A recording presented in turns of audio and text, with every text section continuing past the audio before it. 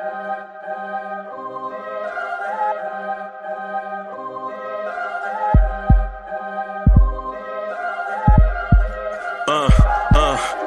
rank where the view is nothing less than phenomenal. For how I express and project from my abdominal. The only view better, both my daddy and my mama know.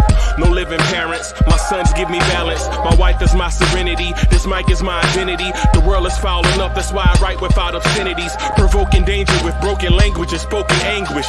Begging to get hurt, why would you ask to go through changes? Yes, Lord, life's a chessboard, master the angles.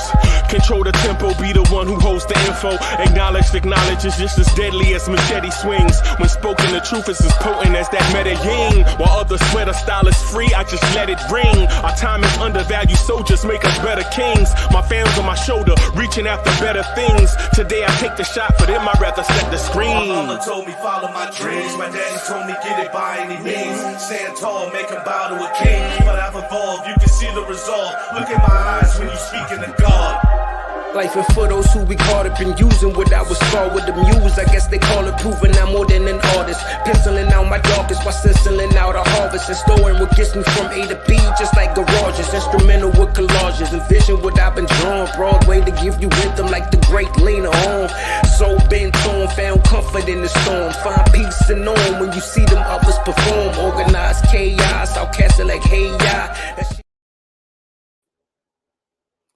Yo, party people in the place to be, was good. It's your man's Uncle Freezy. We back, baby. Let's go. Let's go. How about we do this? How about we do them blue tears, orange tears, orange tears. Let's go. Let's go. Let's go. Throw your hands in the air and wave them like you just don't care. And if you got some loot and a stick of juicy fruit, somebody say, oh yeah. I hate to do this, man. I hate to do this. Right? I'm hoping this thing with Julius Randle ain't true. But before we get into the tip-off, let me first do this, man. Thank you for everybody that watch Vibe Stuff live in the morning with myself and Chuck Allen. Chuck Allen is the host. We usually rock Monday, Tuesday, Wednesday, Thursday, Friday, 8 a.m.-ish to 9 a.m.-ish. You know what I'm saying? If you hadn't, I got you a sample of it.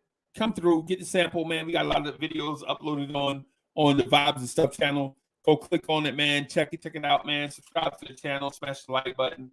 Share the stuff, right? Become a vibrant thing, a vibrant one, like Chuck Allen likes to call y'all. Chuck Allen calls y'all vibrant ones. You know what I'm saying? You know, go check it out, man. Chuck Allen do a great job in the morning hosting. You know what I'm saying? Sometimes I get on there and talk too much, but whatever. You know what I mean?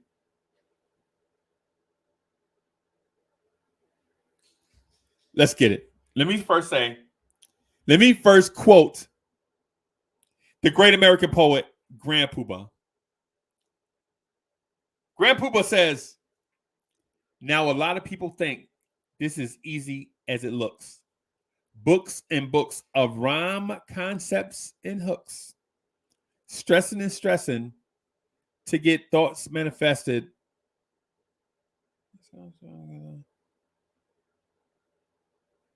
I forgot how I forgot. Let me see. Let me look at it. I say it all the time and I still get it wrong.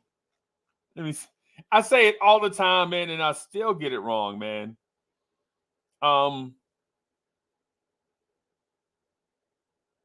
Yeah, I get what I'm getting at. This thing doing the YouTube stuff, it's not as easy as it looked, basically, is what I'm saying. Salute to the chat, man. Love y'all, man. Missed y'all yesterday. Man, I was wore out, tired. A lot of stuff going on. Yeah, session to session to get thoughts manifested. Stressing and stressing to hit the world with a blessing. That's it. Thank you. Appreciate you, DSJ. Thank you. I appreciate that. So now a lot of people think this is easy as it look. Books and books of rhyme, concepts, and hooks. Session to sessions to get thoughts manifested. Stressing and stressing to hit the world with a blessing. That's how it goes. That's it. That's it. You know what I'm saying? Yeah, because the thing is rocking his joint, and you rocking with your man, the number one chief rocker in Knicks universe. It's your man Uncle Freezy. Y'all already know what the deal is. Y'all already know what the deal is, man. You know what I'm saying? Y'all know what the deal is. You know what I'm saying? We're gonna come in here, we're gonna talk these Knicks. We're gonna talk that talk the way we like to have that talk be talked. Bim, in a nutshell. We are gonna talk that talk the way we like that talk to be talked. Bim. That's what we're gonna do. Right? But Charlotte, North Carolina. Charlotte Hornets. I have a quote for you, and it's from the great American poet.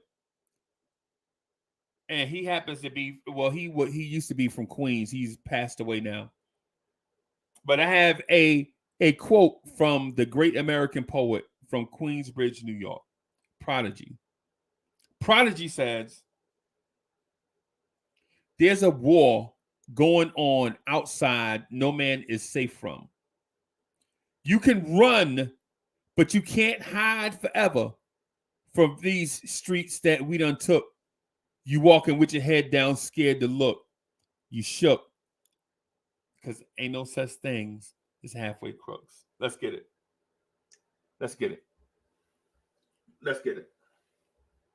All right, let me get into this tip-off real quick. Let's go. Y'all need to get y'all energy up. Let's go. Let me find tip-off. Tip-off starts with a T. I wonder if it's capitalized. Let's go.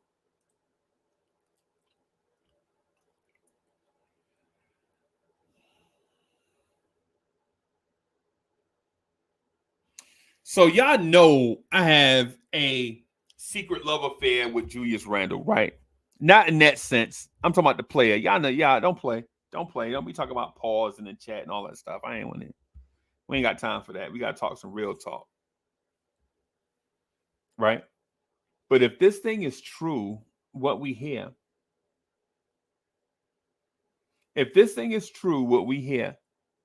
that Julius Randle is saying that he don't want to be a Knick no more, bruh,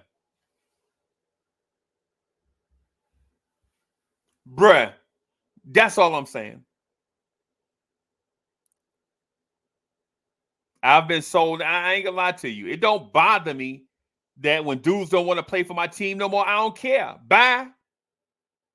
I've been sold out for less. My name has been slandered for less. People sell me out for less. You know what I'm saying? People are lying on Uncle Freezy for less. You know what I'm saying? For less. So if you don't want to be here, bye. I love you. Hey, I like you as a player, though. I like Randle. I think everybody goes through ups and downs. Right? Our main thing in life, our goal in life is to reach a certain standard and be consistent in that standard, right? But when we dip and dive, when things don't go the way that you plan, I understand it. It's life. It's life. It's life, man. Life happens. And life comes at you fast. Life will come at you fast. I dig it. But if the reporting is true, which I don't necessarily know, I don't trust in this situation. I don't believe what I hear from Randle's camp. I don't believe the press. I definitely don't believe the Knicks. Because if you ever believe the Knicks as an organization, you are a fool. I'm just telling you that straight up. If you believe what the Knicks tell you, you are a fool, and not a young one either, and not a new one either. Right? I'm just telling you off go. If Randle is saying he no longer wants to be here, bye. Bye. Sit out the rest of these games and pout. If this is true, sit out the rest of these games and look, man.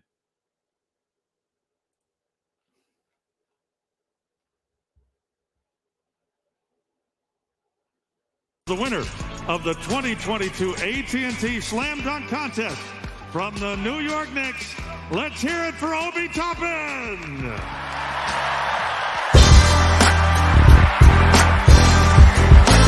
I figure I spread some love and some joy amongst us, you know what I'm saying? Represent for my young fella. Yeah, I'm Obi. When I put this on your head, I'm Obi. When I smash this on your head, I'm Obi. When I bang this on your head, I'm Obi. You know my name when I'm popping on your head. Last year they jerked us from the dunk test. This year I'm back, you know I'm Movex. I hold it down my own, represent the city. All my Mars underground chat stay gritty. 5 times we winners on the showcase. Never mind the Reggies, let them all hate. From New York to Cleveland, that all-star weekend. If I don't win that trophy, I ain't leaving. I'm 6'9", incredible with the vertical. Medical prints on the rim means I'm surgical. Posterize you with a flick cause you playing gutter. Same house like my dad when he played at the Rucker. How you wanted the alley-oop from out the roof. If I was Blake, I would've jumped over a new coupe. My shoe game by the greatest, so I stay sporting. Some OB hot topping, so I went Jordan. That windmill from the wing, it'll make the garden buzz. Then take off with one bounce where Fat Joe was. The next morning, everybody saying it's my night. The great Warner will be talking on my highlights. That one jersey be swerving through the back cuts. And I ain't drunk when I tell Quick to throw it up. Get out my way, you ain't seen that no look past. The next dunk, Mike Darryl talk and break the glass. When I put this on your head, I'm Obi. When I smash this on your head, I'm Obi. When I bang this on your head, I'm Obi. You know my name when I'm popping on your head, I'm Obi. When I put this on your head, I'm Obi. When I smash this on your head, I'm Obi. When I bang this on your head, I'm Obi. You know my name when I'm popping on your head. Last year they jerked us from the dunk test. This year I'm back, you know I'm Movex. I hold it down my own, represent the city. All my Mars underground chat stay gritty. 5 times we winners on the showcase. Never mind the Reggies, let them all hate. From New York to Cleveland, that all-star weekend. If I don't win that trophy, I ain't leaving. Y'all know what time it is. It's your boy J Boogie. I don't play no games with this. I support our team to the fullest, you know what I'm saying? But I only got one thing to say. Play the young kids, that's it. Y'all know where our future is at. The future is with them. Not in the past, not in the present, the future. Let's go, let's go. When I bang this on your head, I'm Obi. You know my name when I'm topping on your head, I'm Obi.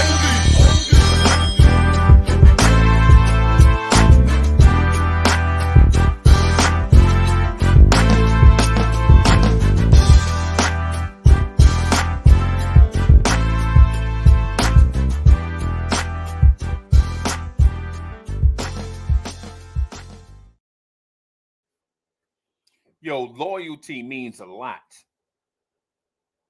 Loyalty means a lot. Loyalty don't mean when you don't get your way. When you don't get your way, you start pouting and all kind of stuff and blaming other people and all kind of stuff, Julius Randle. If that's what's going on here, bro, bye. Bye. Like you just want to come in and just take over and whatever, and things don't go your way, and this thing is true, then bye. I'm sorry. I'm not changing teams. I'm not Brooklyn. I don't root for the Brooklyn Nets. I'm not a Golden State Lakers OKC fan. I'm not a LeBron James fan. I'm a New York Knicks fan, man. You don't want to be here, step. It's just what it is. Right? I don't know if this stuff is true. What I would like to see is the Knicks and Julius Randle come out and clear the air. Like, yeah, I said it and I meant it. Okay, well, we moving on. Sit him. Let Obi play. Right? Just be a G about it, man. A lot of this stuff, man, stuff be going on. Dudes ain't G's no more. Dudes is like talking in shadowy, sense of back alley talk in secret rooms and all this all this mess, man, be a G. Say what you mean. If you said it, man up and say you said it. You know what I'm saying? Or if you said it out of frustration, you're like, yo, I'm just frustrated that I'm not doing such. Say that. But the worst thing that can happen is say nothing. And then have the rumor and innuendo and all that stuff, bro. If you're not happy the way things have been going, you should have said you're not happy with the way things are going. It's real people out here that root for this team. Real people.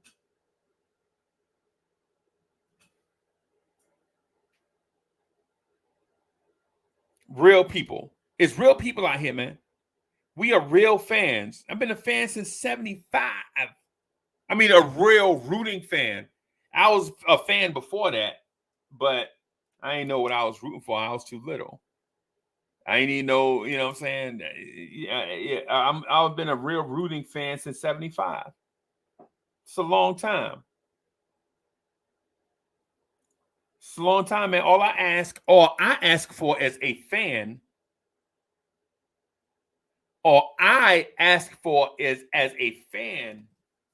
is to be straight up and down like 6 o'clock. That's what I ask from men, right? Like legit for what I ask for from people is just be straight up. Don't have like no hidden agenda, Julius Randle. Just be straight up. You just are you frustrated and want to go somewhere else because the heat is too much from Knicks fans?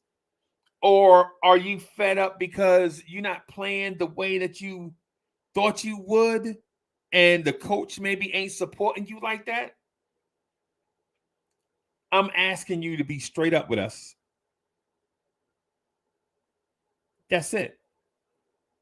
And that time may have passed. And I ain't gonna lie to you, I'm frustrated by this because listen, I was not getting off the Julius Randle boat. I don't care what people said. Right? I don't care what people tell me. I see things for myself. I figure it out for myself. I don't need 1,000 people telling me a such and such. Right? I figure stuff out sometimes on my own. Right? But this right here is like this where there's smoke, there's fire situation. All I'm asking is be straight up and down. Right? Don't be, sinewy espionage, secret back room, whispering in people's ear, mess. Nah, don't do that. I know nobody respect that. Nobody respect that, Julius Randle. And Julius Randle, if you're watching, if you don't want to be here, man, just say, listen, I enjoyed my time here. I just think it's time for me to move on. And we'll be like, okay. All right. When you come back, we might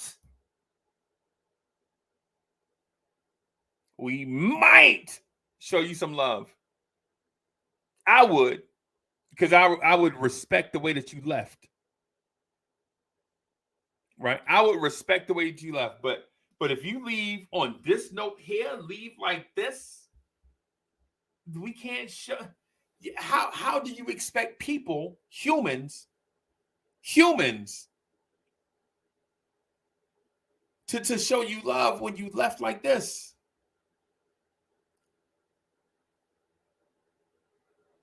Let me put the link in the chat, man, so we can get busy. And listen, I'm telling people off rip, man. Hey, this right. The topic and stuff don't matter, or whatever it is that we talk about, man. Just don't be whack. Don't be having stupid background noise playing, right? And don't be talking over people saying the same thing 11, 12, 13 times. Because what it does is it's a blueprint for a bad product. The topics and opinions, I don't care. Everybody got opinions. I don't care. Just be respectful of people that are talking, or I will boot you. And I ain't going to beg you either. Like, please stop. I ain't begging you. I'm going to get your ass out of here. Period. And if your feelings hurt, you just be hurt. Right? Just be respectful of people's point. Right? Let people talk. don't cut them off, right? I'm saying this beforehand, right? Right? Don't come up all weird background, the wind blowing, sound like Hurricane Hugo in the background. You can't hear other panelists and all that stuff. Make sure you be straight before you come up. That's all I'm saying. All right, so now that we have all the pleasantries and stuff in place,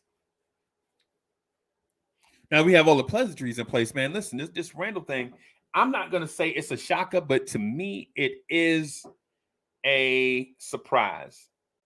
It is a surprise, right? Because what I thought was that the RJ Julius Randle thing may be a real thing. That's what I thought.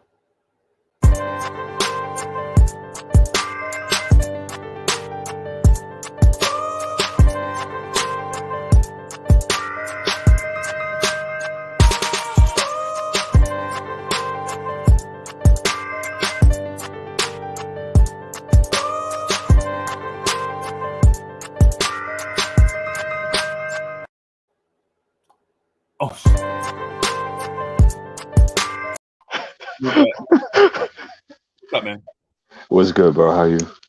Good. How's everything? Yeah, man. Everything is all right, man. We all right.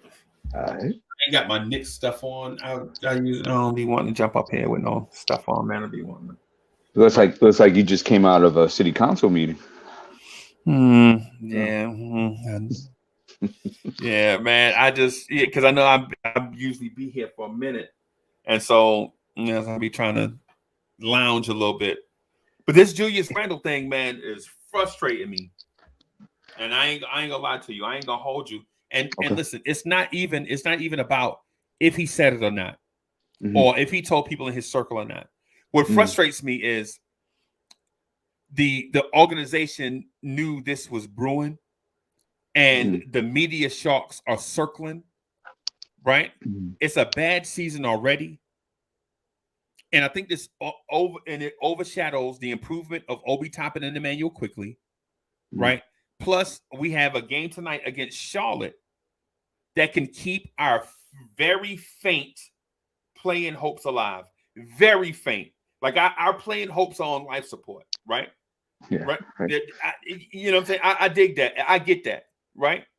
But hope is not always reasonable.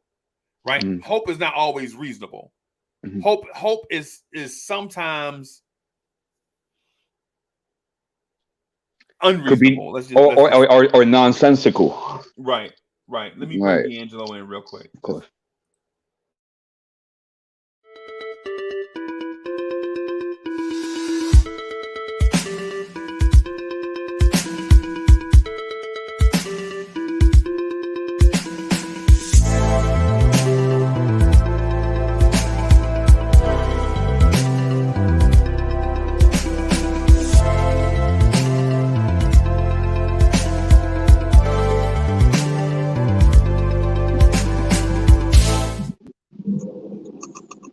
What's up, boss? What's up? What up? What's up? Man, D'Angelo happy today, bro. You can tell, man. Oh. He just salvaged it. He did something. He salvaged the season this year. He salvaged it. Salvaged in the future. Go ahead. This is real. You know it's real. Because I watched that game, the end of that, before all these rumors happened.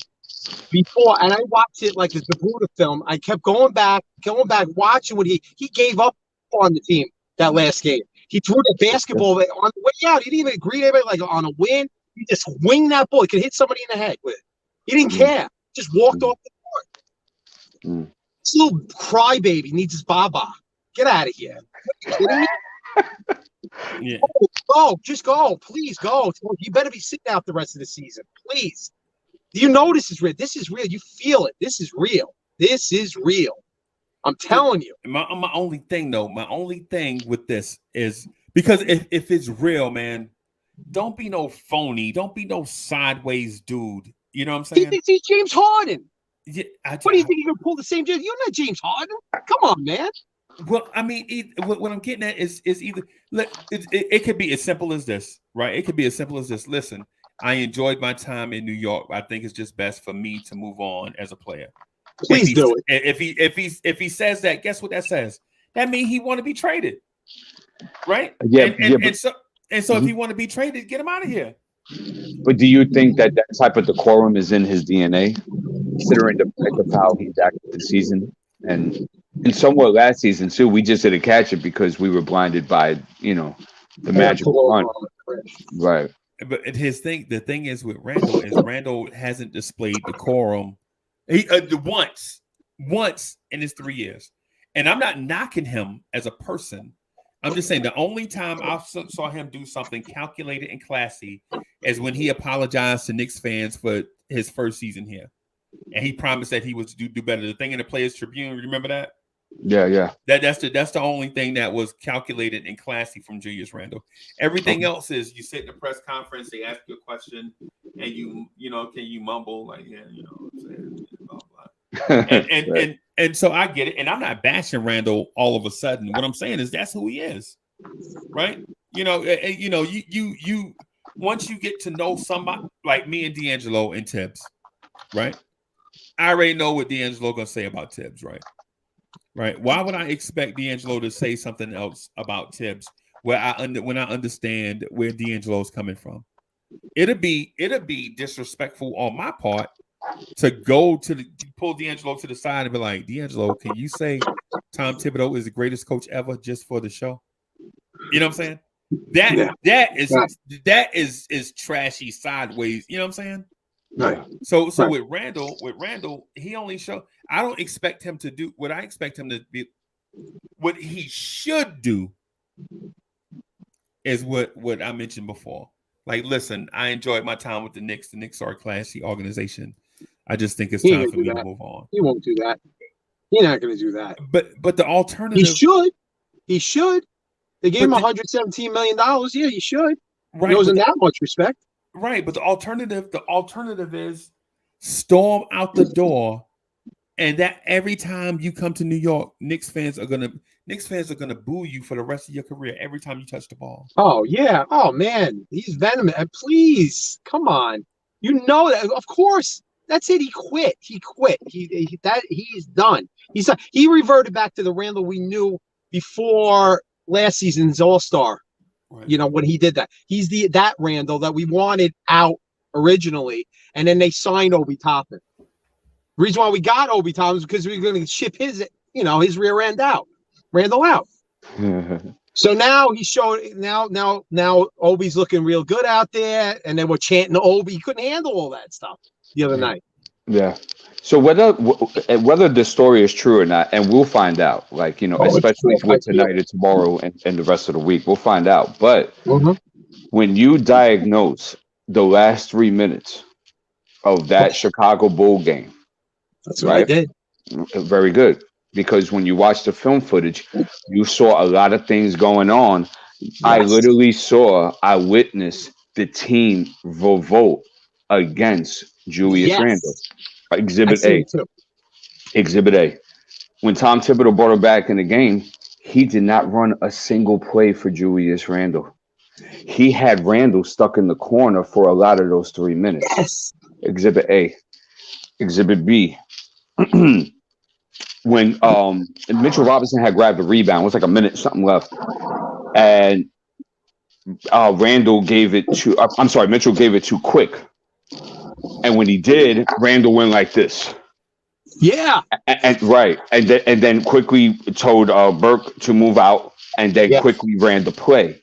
There was also 2 times within that time that guys had to constantly tell Randle where to be on offense because he was just totally disengaged and he had no purpose out there to help his team win a game. Robinson gave him a shot. Mitch, he went like that in his gut. He moved him when he was in the corner. I'm sorry. Go ahead. Yeah. So on the winning play, that Quick made the pass to a Burke at the corner, right? Mitch and Tom had to repeatedly tell Randle where to go. Yes. So Randle was supposed to set a high screen for Quickley. He didn't set the high screen. He moved out of the way so the defender can come, and Quickley had 3 guys. Now, fortunately, Quickley made the right play at the right time and got Burks at the corner, and that was that.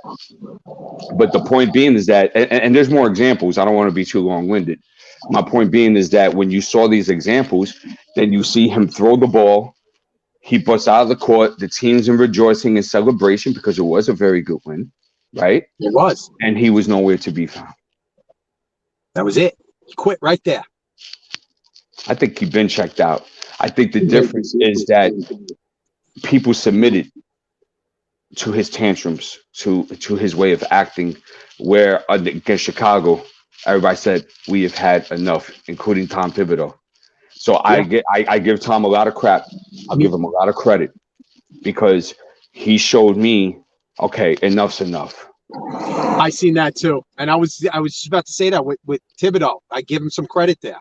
You have to give him some credit. Can't just be one-sided here. Yes.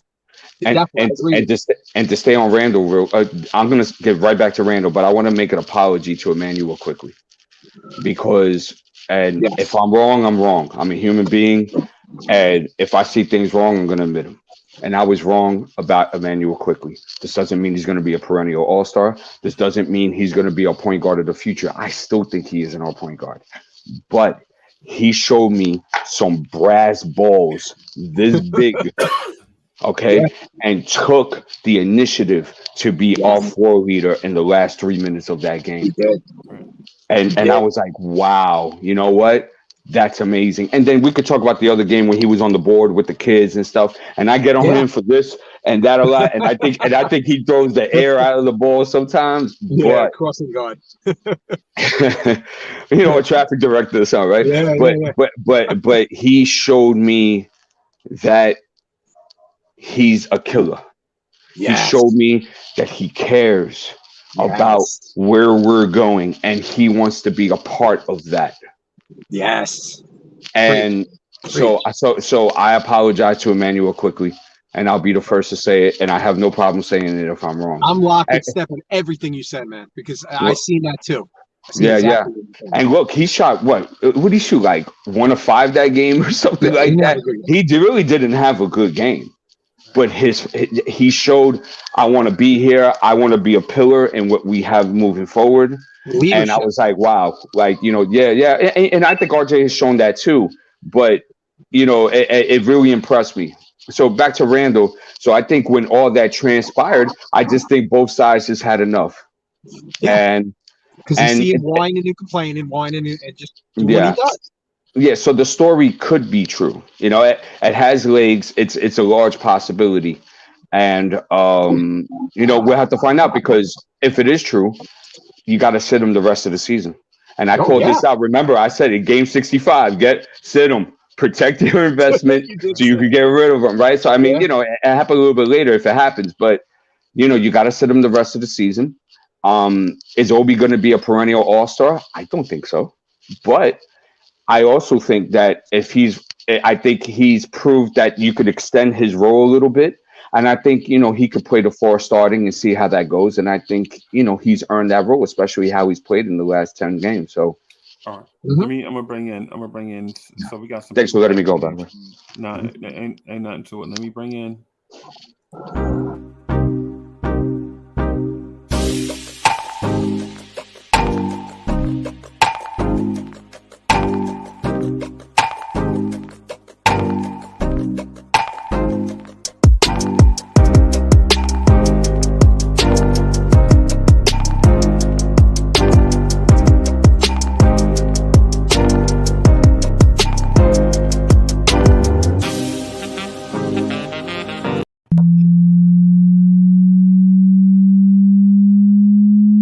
Let's get it. Y'all be spitting with your flows, I'm just podcasting. That's right. On the air every day, I'm just podcasting. You don't know what that mean when I say I'm podcasting. I'm broadcasting these flows with the podcasting. Every day of my life, I'm just podcasting. Right. Share my dreams with you, mean I'm podcasting. You can see my vision through the podcasting. But don't forget J Boogie when I'm broadcasting. I'm podcasting, he's podcasting. I've been spitting this venom since Karate Flicks. When Mr. Sales was sharing nothing but the Knicks. I guess you know by now, I seen some tough years. Now I know the reason why Freezy got them blowing tears. Yo. What's good? What's good? Peace and blessings. Salute, guys. Salute. Salute. Good morning. Top of the AM. What's good, fellas? How you doing? What's going All on? gravy. All gravy. Excellent, man. Excellent. Hey, Just so gotta live. I hadn't seen y'all in a couple of days, man. Just yesterday was just tired, man. Just wanted to take a little. So how you doing, J Book? Hey, I'm good, man. I'm good. I'm getting a little bit stronger, you know. With my foot issue, I'm getting a little bit better. So, you know, in a minute, I'm about rah. You know what I'm saying? On my takes and stuff. But I'm good. Shout out to my man BSJ. You know what I'm saying? I'm glad y'all loving it. Y'all feeling that right there. The young Sugar Ray Leonard of the podcast. You know what I'm saying? Some good things is coming and brewing. But you know what I'm saying? Yeah. I'm glad that you guys, you know what I'm saying, look at their talents, you know what I'm saying? We got crazy talent amongst the podcast, all types of things, you know what I'm saying? And it's some more hit talent, you know what I'm saying, throughout the podcast. To start, you know, sharing them with everybody. But you never know what type of check you are until you go ahead and open up your bank account, yo. There's checks out there waiting for people. You never know what the check could be until you open up your bank account, man. So I'm glad he did that. But I'm good. I'm just gonna be on for a few minutes, about 15 minutes from the airport. Straight head up top this game. Live, you know what I'm saying? Have a safe flight. Now it's drizzling a little bit. I don't know what the weather's like up there, but it's for the love of me, man. Got to go see. And I guess we'll know what's happening with Julius tonight, if he starts or what, if the rumor is true or not. Because if it is what he said, it is, he shouldn't be in that start at all. Yeah. No. Facts. Out the door. Yeah. So if he's in that starting lineup, then one or two things. It's either rumor wasn't true, or second thing, just don't care, and he needs to go. All right. No doubt. Hey, Sam, can you hear us? Yeah, I can hear y'all. I'm just in the background chilling. Yeah. Hey, how you doing, man? Hey, I'm doing all right. You know, just pretty much narrowing down the end of this semester. Graduating in less than a month, so we got May 7th. Got to make this law school decision by April 15th. So it's really coming down to the stretch as far as big decisions. Hey, so just real quick, I wanted to say this to you, man. I'm excited about your future possibilities, and when I say that, man, I mean that, man. Take your time, even though there's a time frame, but take your time, man. Make sure you make the right decision. I know you're going to do that already because you're a analytical type person, just from what I gather from our short time being around each other. So man, congratulations on all that stuff, man. Yes. And hopefully you can use this source and resource to make yourself better and to help others. Yes. You feel me? Yes, feel me? sir. I So appreciate that. Yeah, man. So congratulations, man, and maybe we'll throw a party or something up here on Lawrence Chairs or something. You know what I'm saying? Like, you know what I'm saying? Maybe we'll pass the hat or something like that. But anyway, what's your take on the news about Randle? Honestly, you know, I'm not surprised. I've seen little instances of him on the sideline and just things like that. You could tell it was some type of friction. I didn't know who it was between exactly, but you knew that Randle wasn't happy. We knew that he was dealing with some kind of I don't want to label it as depression, but I'll just say inconvenience in his time with the Knicks as of recent. So I mean, you could see something brewing, but now it looks like it's to the point where Julius just does not want to be with the organization right now. I don't know if that's because of Tibbs, because of the players, front office, but you can just tell that he's just not really invested or interested in what they have going on right now. Okay. What's up, Ray? Yeah, what up, Uncle Freezy? What up, panel? Salute. Dean Ball. What up? D'Angelo, J Boogie, Sam. Yo, what's good with y'all, man? How you feeling? I'm feeling a little bit better. Last night I had my treatment. For those who don't know, I have multiple sclerosis. I'm sorry to hear. It's all good. It's all good. Objectivity has the final say, and that's how I live life now. And it is what it is. You just take it one day at a time. Can't focus on what I've lost. Just got to focus on what I got left. That's right. And just keep moving forward. You're a warrior, Ray. Send them prayers. Also real stuff. Man. Yo, I appreciate y'all. Uncle Freezy, man, I don't want to be long-winded, but I just do want to say to the chat, this is not an opportunity to sit here and do the I told you so. Right. Because if we do the I told you so angle, we're going to be here for like all day. And as far as I'm concerned with this Julius Randle thing, there are so many implications. I don't know whether to be high or low. Everyone knows, or most people know, that I'm not much of a Julius Randle fan. That sort of went out the window on November 10th, 2021, where I realized he was talking to a ref, didn't get back on play. They're playing the Milwaukee Bucks, and Bobby Portis scored with him still talking to the ref. At that point, that's when I was just kind of like, yeah, I'm done. I can't do this, because as a New Yorker, the one thing we pride ourselves on more than anything is hustle, grind, and effort. And if you can't give that, then you can't be here. I don't care what your name or number or how much money you make or whatever. If you can't get back on defense, and defense is 90% hustle and effort. If you can't even do that, if all these silly antics and whatnot is going to take over, then we don't need you. So from that position, my perspective on this is it's not the fans' fault, because we rolled out the red carpet like it's Oscars, like he did something, and he only had one good year out of 7. You can't point to any other year and tell me what Julius Randle was before. However, all of that is hindsight 2020, right? Because when we were in the moment, it felt good, and we didn't really look at all the nuances and everything in between that could sort of derail this entire thing. And like a stock shooting up 500%, that's when you get off the train.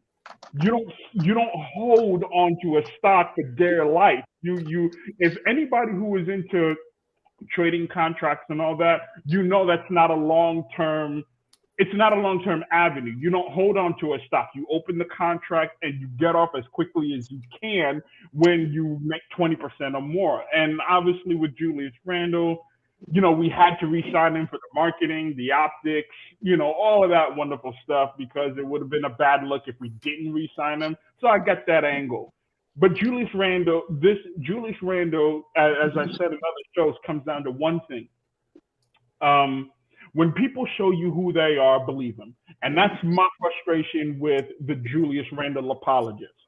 When people show you who they are, believe them. It's okay. And that's the problem that I have with the front office. That's the problem that I have with the coach and Tom Thibodeau's, the disingenuous, I'm wrong, but I got to be strong. Instead of making the necessary corrections that gives us a better position for the long term, it's, oh yeah, we may have messed up with this contract, or bring this person in, but I'm gonna sprinkle something on it, and we're gonna give it a different name. It's kind of sort of like pissing on people and calling it rain.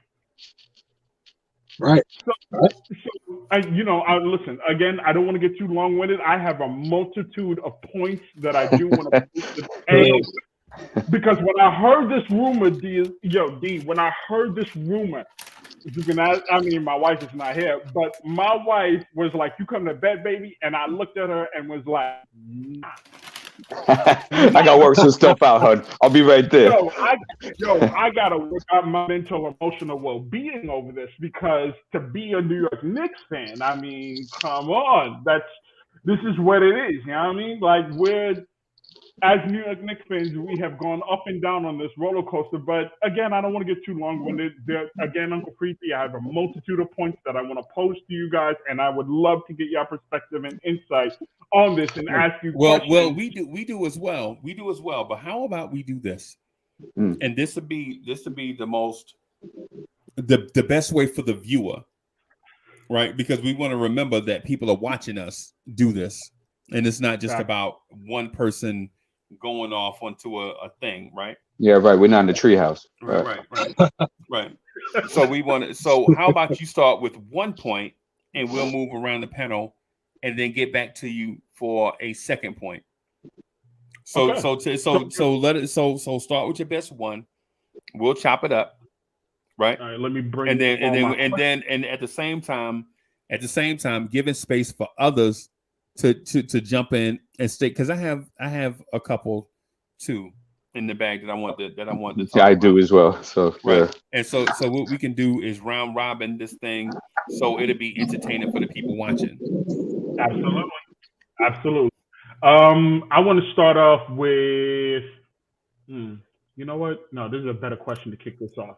All right. So everybody in this chat has feelings towards Tom Thibodeau, right? Mm-hmm. How much of Tom Thibodeau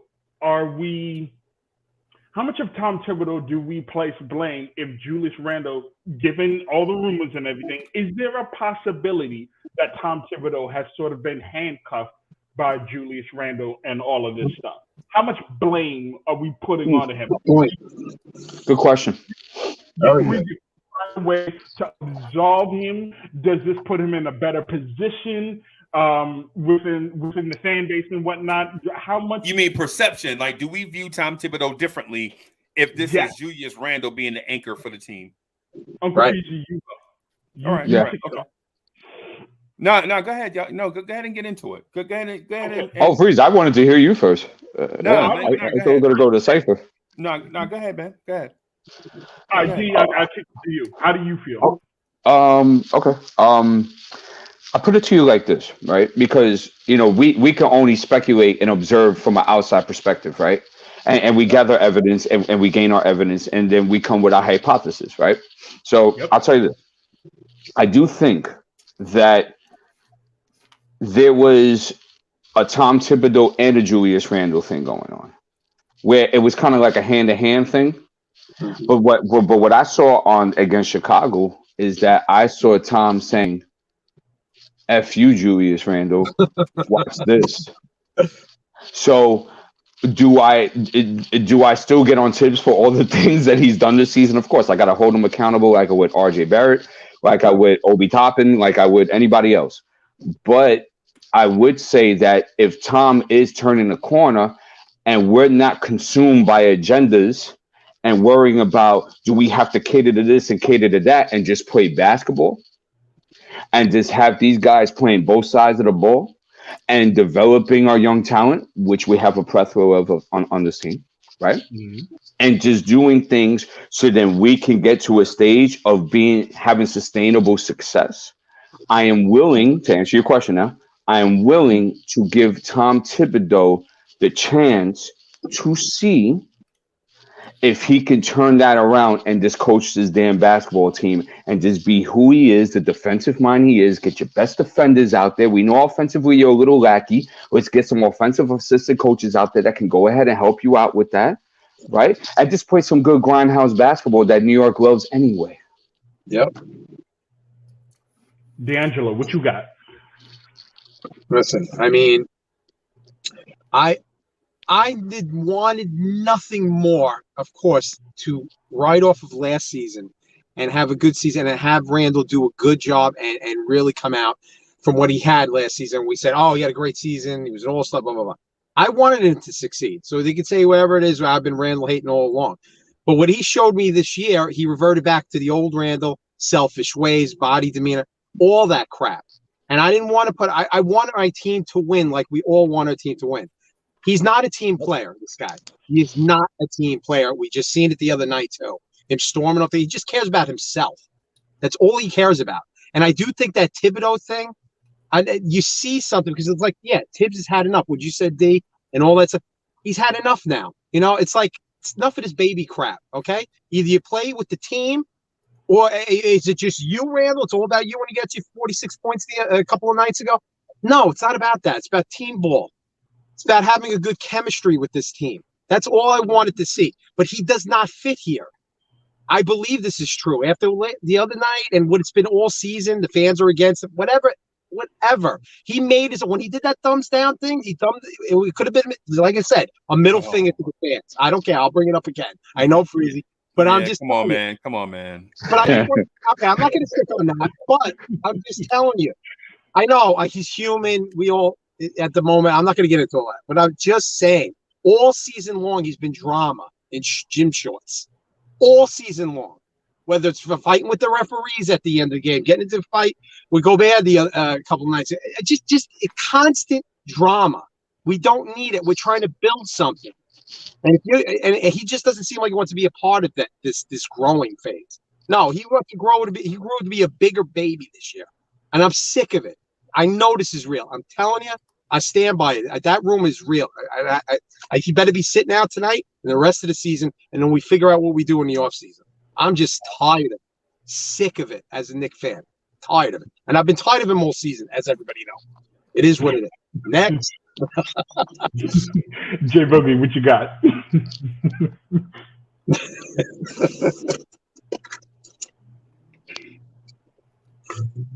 You know, be honest with you, you know, like I'm one of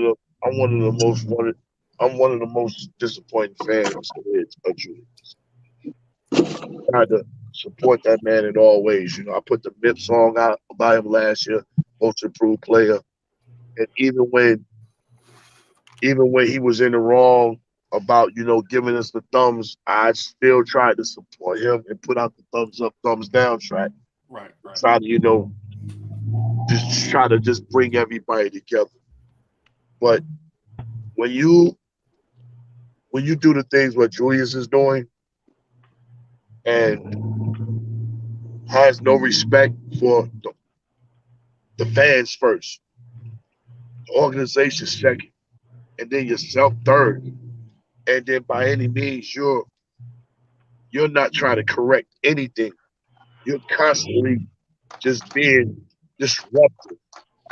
You know, it is time for you to move on, go somewhere else, you know what I'm saying, and be about your business. Because I tell you, there is no greater support than a New York fan base, point blank. We're going to ride with you when you're right. We're going to ride with you when you're wrong and hope that you get it right. But you're not getting us right anymore. And if you and Tom, one thing I can't say about Tom is a loyal guy. No matter see how loyal he is to Derrick Rose. If he gets attached onto you, that's just what it is. But if both of them are into our future, separate the both of them. And when I say the both of them, I mean from the organization. I ain't talking about splitting them up, none of that. Move on. Let us move on. We still, you know, be happy for you moving on in your life. But Julius, you tore up a great season right here that so many of us was looking forward to. I was looking forward to it. I know everybody else is looking forward to it. You know what I'm saying? About us, you know, getting out of the gutter, all the bad contracts, all the bad signings, you know what I'm saying? Right. All the bad, what they've been saying about our organization, all the James Nolan talk, all that. And you just gave everybody else another look on how awful the organization is because of you. And we're not bad because of the people. We bad because of this type of situation right here. And I'm hurt, disgusted about it. But I always say, I love the name on the front and not the name on the back. You know what I'm saying? I can get over it, done got over it, it's time to move on. I don't even want to see you in that starting lineup tonight. If I see you in that starting lineup, I'll be on that floor. I might just get thrown out. That's just how it is right now. I believe it. Say something to you. Don't get thrown out, J Boogie. We need I to see your Yeah, head. not for Julius Randle, boy. Come on. I believe it. He's bigger than that. I don't. Hey, I'm gonna say something to you.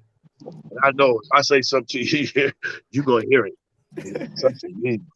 And the good thing I can say, hey, that topping on your head must have done something. You got that guy in the right direction. That topping on your head, yo, Obi's gonna turn all the way around. But I'm getting ready to find a parking space, y'all. And Okay. if I can get back on while I'm in the air, I will. I just wanted to jump on, you know, and rock out with my guys for a few minutes. You know what I'm saying? Tell me I love y'all guys. Keep doing what you're doing. My man, we with you in all your prayers and your situation. You know what I'm saying? Don't hold nothing back. I'm quite sure you got numbers. If you need to reach out to any of us guys, reach out, call. You know what I'm saying? You got Freezy number by now. Freezy, I'm giving you my permission. You can give him my number too. You know what I'm saying? Reach out. Need somebody to talk to. I be needing people to J talk to. Boogie, yeah, J Boogie, you old man. You talking about reach out and touch somebody? You reach out and touch someone. You know that. You know how old that commercial is? That's from the 70s, bro. Where do you think I'm from, man? Hey, we don't know. We weren't born in the 70s. I'm born in the 60s. Yeah, you said in the 60s. Yeah, like 1960s. You better start respecting your age. You remember they used to go back and forth, who's older, who's younger. I said, nah, I'm the older one because I love it when they call me OG because I get to tell them young guys, please grow up to be my age or older. Yeah, please. I got some friends. I got friends that didn't make it here. Yeah. Yeah, man. Yeah, man. That's real. You remember this old joke? You so old, yo, Jesus a quarter. Yeah. Hey, but y'all guys continue on doing what you're doing, man. I'm gonna hop out, man, and get this what I got to do, and I'll talk to y'all. Bless you. All right. Sam. Sam, you there? Oh yeah, I'm here. I'm here. Yeah, I'd love to hear your perspective and thoughts on this. Honestly, man, like I said, it's kind of, I don't want to say I'm 100% against Randle, but it's hard to kind of root for the guy like everybody's pretty much mentioned now. To the point he's brought it to where he just looks so toxic on the court for anybody on the team, whether it's coaching staff, fans watching the game, trying to enjoy the game, anybody or his teammates. He's just not even supportive of his own teammates at this point. Like I said, I don't know what's going on, in the locker room or behind the scenes, but all we know is what we're seeing on the court, and it's not a good showing by Randle at all. I mean, right. He has dealt with, we know a lot. The media's attacked him, his family. I'm pretty sure that was hard for him to take, but the way that he's handled it, I don't think has been in a constructive fashion at all, and that's why you're seeing this downfall of Randle in NYC just so hard because of the way he's really just taking it all in. And, I don't really know what this leads for his career after this season, but it doesn't look like he's going to be a Knick next year. So hopefully, he's able to stabilize his career, but I don't know if it's going to be easy for him to repair his image after this season. And that's somebody else's issue, Sam. Yeah, but guess what, though? You know what Sorry, go ahead. You good? I would say this one last thing. He's hurt us too in that sense because it's hard for you to move on from a guy like that. Like no team is really calling for that now. Like they see how bad of a player he is as far as teammate wise, morale wise. It's hard to kind of tell a team to take him on or ask for a team to take him on. Yeah, but that's kind of the front office's fault too, because they enabled a lot of the behavior and things that were going on the court as well. Imagine what was going on in the locker room or on the bus or on the plane. Exactly. That's what I'm saying. Yeah. We don't know what's going on outside of the game, and that's what makes it worse. Is because it could be even more destructive behind the scenes, and we haven't even seen that. Right. Yeah. Right. Right. Well, if I can jump in here, what I would say to what Ray asked is this: hey, man. Julius Randle is wrong, right? But he is not the only culprit. Yeah. I think the organization is a living, breathing grease fire right now. Right now. Everybody that can leave is leaving, and I don't think it's an accident, right? You saw the first opportunity Woody got to take a job, he was gone. Kenny Payne is gone. Right? Julius Randle has had it up to here. Now, listen, having it up to here is one thing, but being the reason why people stress you is something different. See, if Randle had been balling out and had positive body language, right, and was a team player, New Yorkers wouldn't be all over him like that. Yeah, absolutely. All these things Julius Randle brought on himself. and he's met his limit. He can't deal with it anymore. And there's no shame in that because everybody's not built to play in New York. Everybody doesn't have the DNA to be a star in New York. Julius Randle has had it up to here. If he asks for a trade or whatever, he's ready to go to another team. C'est la vie, right? C'est la vie. I'm not gonna beg Julius Randle to stay. I'm not that type of person. I'm not like the dude that's gonna. If you unhappy, I'm not gonna beg you to stay. Go find happiness somewhere else. Mm-hmm. You know what I'm saying? That now that's me. That's my personality type. Is it right or wrong? I don't know, because I can only judge myself, right? But the thing is with Randle. How about when they cheer for Obi? You cheer for Obi too, like, yeah, come on, Obi. Come on, Obi. How about do some of that? How about not having the Knicks take somewhere between 84 and 93 shots per game, right? Why does Julius Randle have to touch the ball 84 or 93 times a game? Why is that? D'Angelo, why is that? Or I'm saying, aside from the times that he's out of the game. So let's say, why does Julius Randle need to touch the basketball 60 to 75 times a game? Why? Don't have to. It didn't have to be. Right. It didn't have to be that way. Right. Team ball wins. Right. And so with a personality that is volatile as Julius Randle, the organization deserves some blame also. Absolutely. I was thinking. I'm sorry, go ahead. And so the reason why I say that is because there has to be something to everybody wanting to leave not everybody, but a lot of big name people wanting to leave the organization. There has to be something to that, right? The only person that it legit really wants to stay is Tibbs. And I think it's because Tibbs don't have an alternative, right? Because Tibbs knows there's no other job out there for Tibbs to go to. Because if so, I think he'd be exploring that option as well. But Julius Randle, if he said this, the guys that were on the Randle bandwagon, like, you know, that were, you know what I'm saying, the defense team for Julius Randle, have to basically acquiesce back to the middle, right? We have to acquiesce to the middle. Like, we can't ride with a guy that's not going to be loyal to us. Loyalty is important to us. You know what I'm saying? And if you're not loyal to us, we can't be loyal to you. It's just how things work. It's a balance. So if Julius Randle gave up on the team and is out there sulking, right, and is mad because he's not being featured, because the thing with me is this, Ray. I'm not gonna lie to you. When I saw it in January, I was like, this is not gonna end well. And basically what it is the Knicks dumbass front office has two timelines going at once. They have these kids that they want to develop, and they have these young veterans. When you look at the young vets are Fournier, Noel, Randle, anybody that's basically 30 and under. They still want to play 4 or 5 more years, right? Now you have the old vets like Taj and maybe Derrick Rose. Derrick Rose probably still wants to play 2 or 3 more years also, right? Yeah. But when you have timelines that are not succinct, you're going to have stupid mess like this.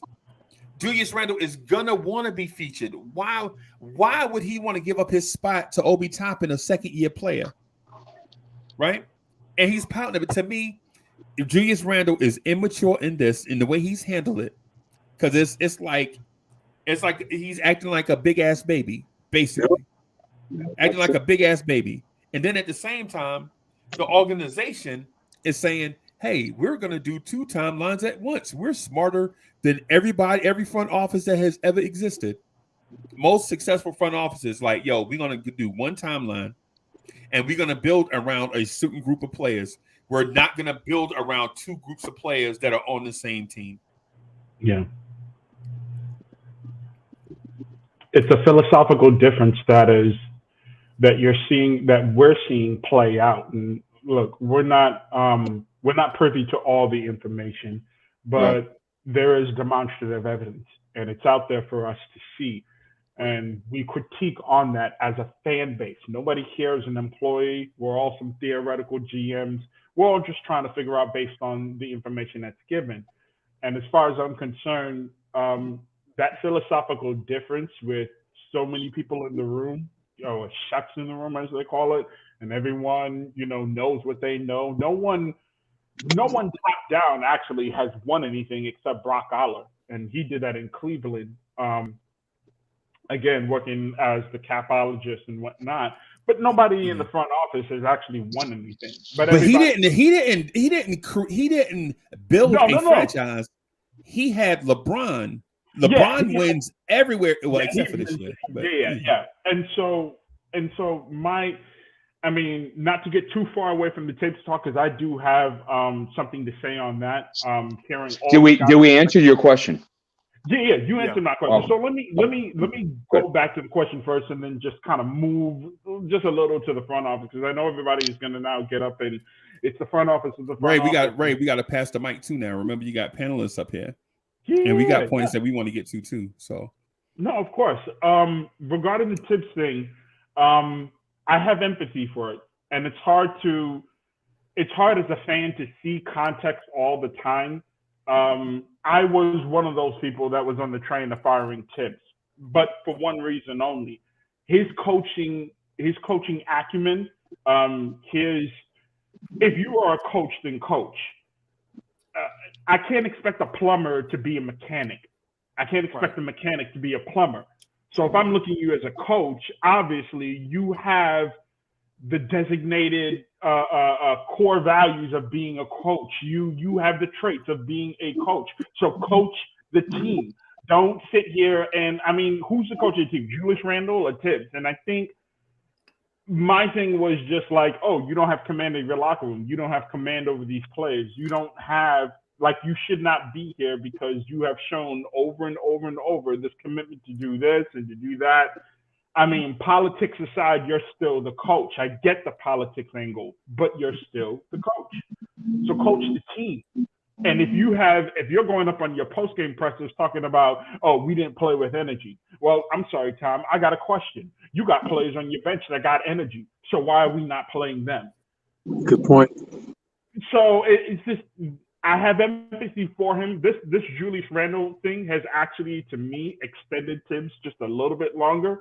It has given me context and a little bit more empathy towards him as, for him dealing with this. Because Uncle Freezy, you said the other day that he's a great organizer, but he's not, that's his calling card. He's a great organizer and a preparation guy. Some guys can manage personalities like Phil Jackson. Tom Thibodeau has never been able to manage personalities. Minnesota showed you that. So I have empathy, and that was my question to the panel, and I'm gonna kick it back to y'all. I feel for Tibbs, and I'm personally willing to give him the benefit of the doubt because these guys are still playing for him. These guys are still playing hard for him. Mm-hmm. So I'm gonna throw it back to you. I don't want to get too long-winded or anything like that. So yeah, we want to make sure we pass it around.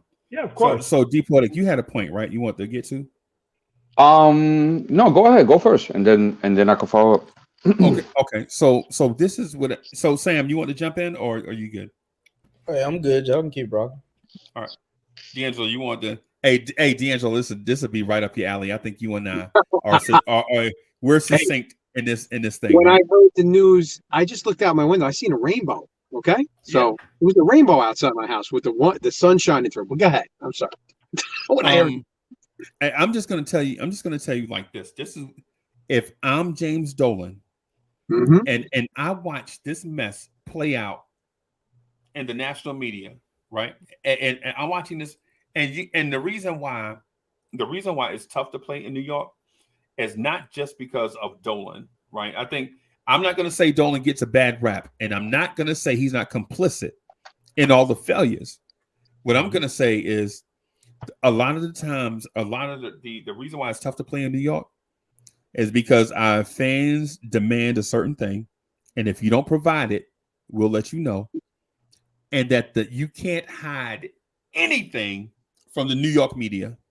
Right? You can't hide anything from the New York media. Let me bring in Rob the Nick real quick.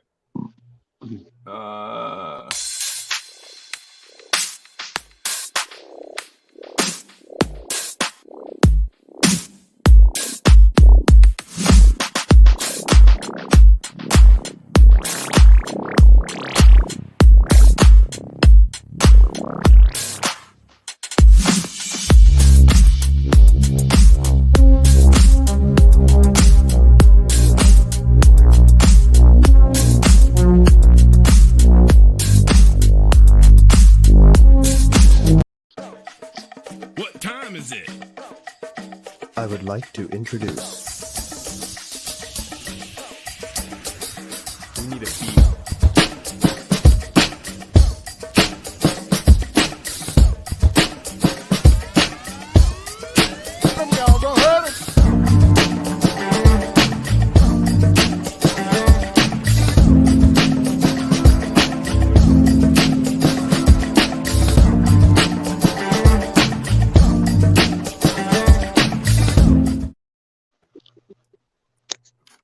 What's good, y'all? What's good?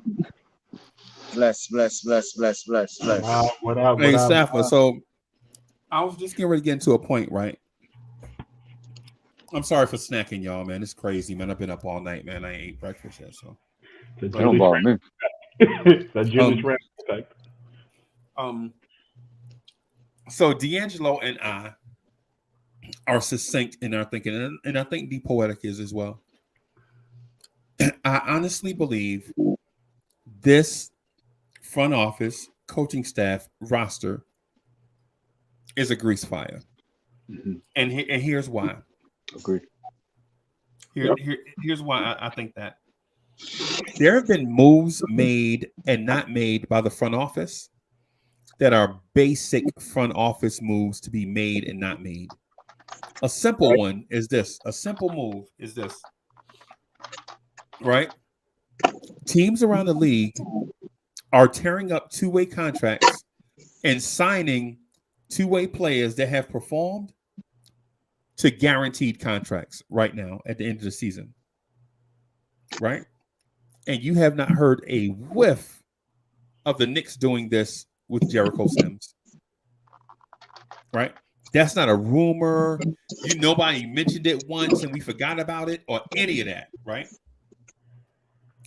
2, you don't see coaches leave high-profile positions paying tons of money to take college jobs, especially NBA lifers like Mike Woodson. NBA lifers don't leave the NBA game to take a college job. Usually what happens is a coach coaches for a long time in college, builds up a program, and then an NBA team would snatch him up. And an example of that would be the guy in Billy Donovan, Rick Pitino. Even Calipari did it, right? What I'm getting at is I don't believe the Spike Lee type stuff is over with. I don't believe the Charles Oakley type stuff is over with. I don't believe that all these things that led to us being embarrassed is over with. I think the organization is still the same. We still think the same way. And unfortunately, I think this Randle issue is a sign that there is more of this stuff to come. It's not even about the play on the court as much as it is the things surrounding the play on the court. Yeah. Okay, you want to go in there? Well, we talked about this a lot, Freezy. We've talked about accountability being collective. And how this is, you can't just point the finger at one guy. And you are also correct in your assessment that it's kind of like school. Like if your principal is completely out of his mind, that means that your security guards are completely out of his mind. And that means your administration is completely out of their mind. And then that's going to go ahead and turn an effect to the children. And all of a sudden, kids are shooting up the school, or, dudes is getting robbed every day, or, dudes is coming all types of knives, weapons, and stuff like that. So all of a sudden, it's East Side High. Right.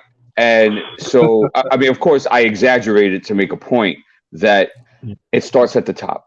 And I know where it truly starts, but I'm not even going to go with that fire-breathing dragon right now. I'll stick to the front office. Here's the thing, Freezy, and we could dissect them, right? We could slice and dice them all day. But the reality of the situation is that most likely, and you and me know this, they're probably coming back for another year next year. And if next year, 20, 30 games looks anything like this year, they're going to be gone.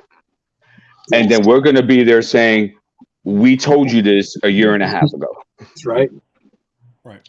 Hey, So, look, y'all ever took... Oh, go ahead. My bad. It's all good. So just to answer on what you're saying, absolutely. And now the whole thing is that now, does this turn into RJ Barrett now? And how would the response? I think personally RJ Barrett's a little different, and he sees above this. Yes. And I don't think these type of things will rattle him too much as it did Randle this year. Yeah.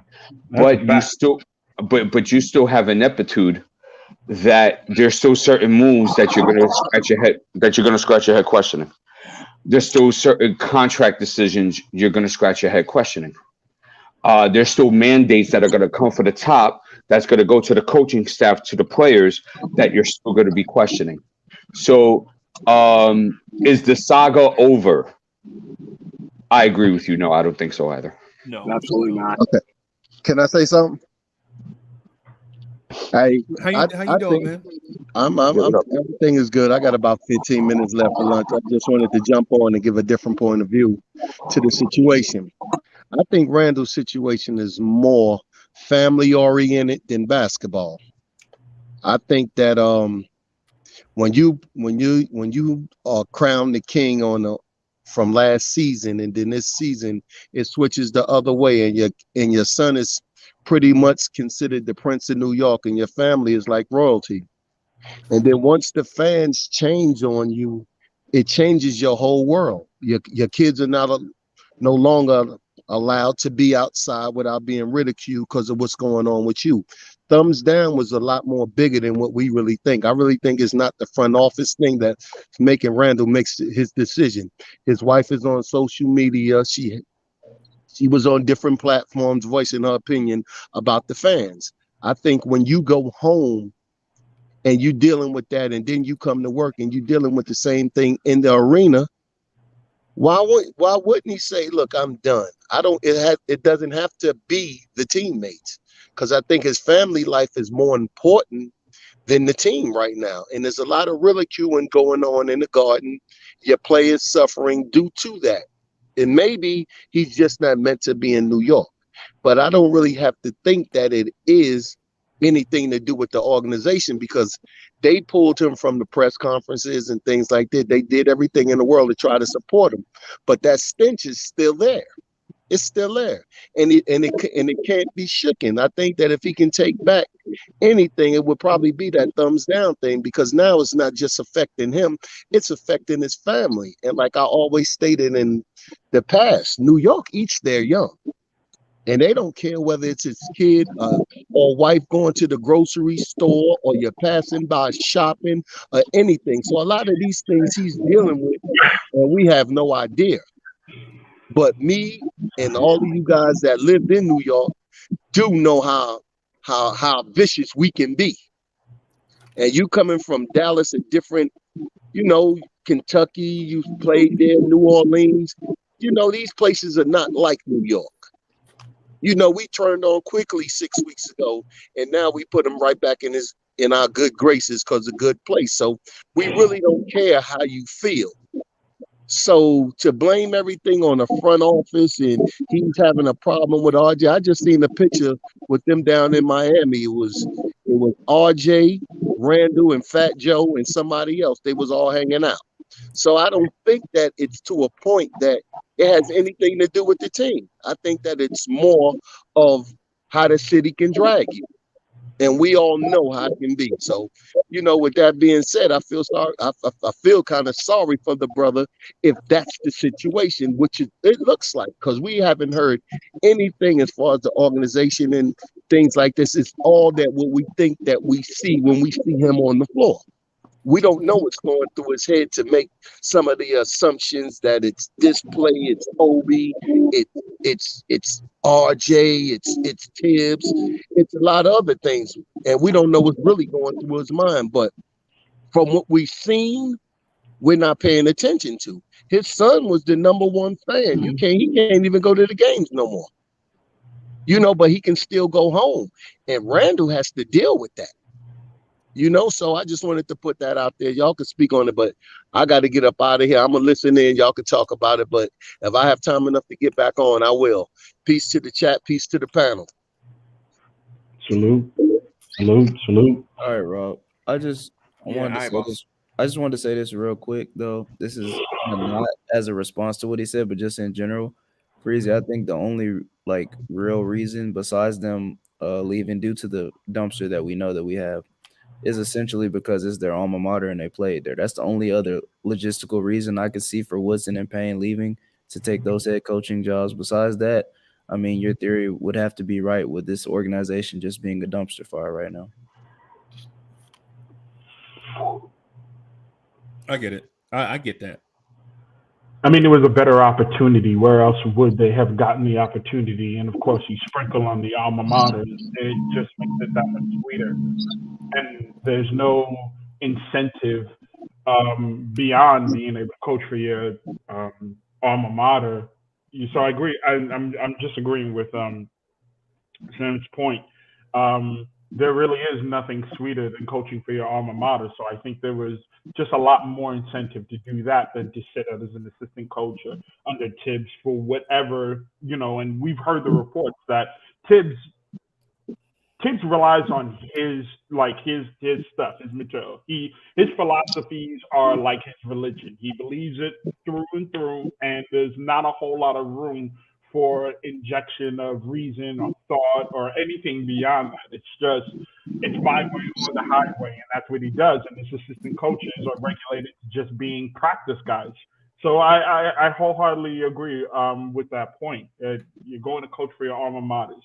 What bigger incentive is that? Especially getting your coaching chops up and whatnot. Where else were they going to get that?